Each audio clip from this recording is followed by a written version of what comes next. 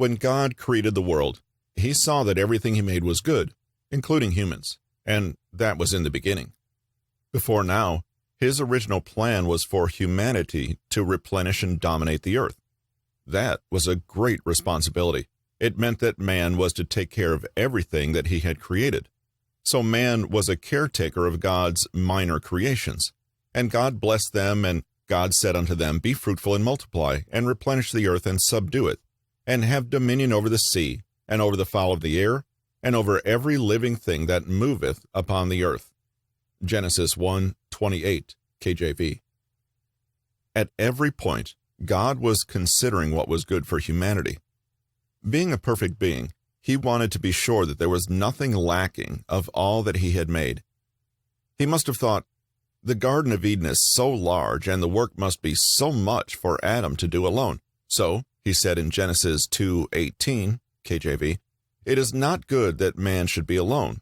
I will make him help meet for him. With that, he created the woman, and life on earth began. The same way life had begun, the same way it will also come to an end someday, with everyone standing before God during the great white throne judgment. However, in between these times are God's divine plan for mankind, known as the ages, or the dispensations. Speaking of the dispensations, many theologians believe that there are just 3 of them. Others believe that there are over 30. However, delving deeper into the scriptures, you'll find that we have only 7 of them that are biblical. God's plan for humanity across the ages was forestalled as a fallout of man's disobedience to his divine commandment. But of the tree of the knowledge of good and evil, thou shalt not eat of it, for in the day that thou eatest thereof, thou shalt surely die.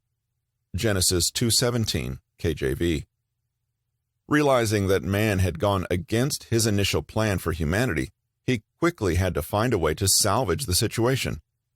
He drove man from the garden, allowing him to wander into other parts of the earth, and, as man began to grow and multiply through procreation, it became necessary to find a suitable and sustainable way to help man live together peacefully.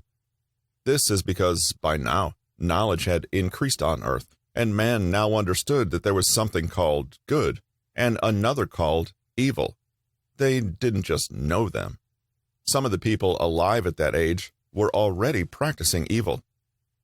The reason God regretted that he made man on earth, and he was grieved in his heart, according to Genesis 6:6, KJV.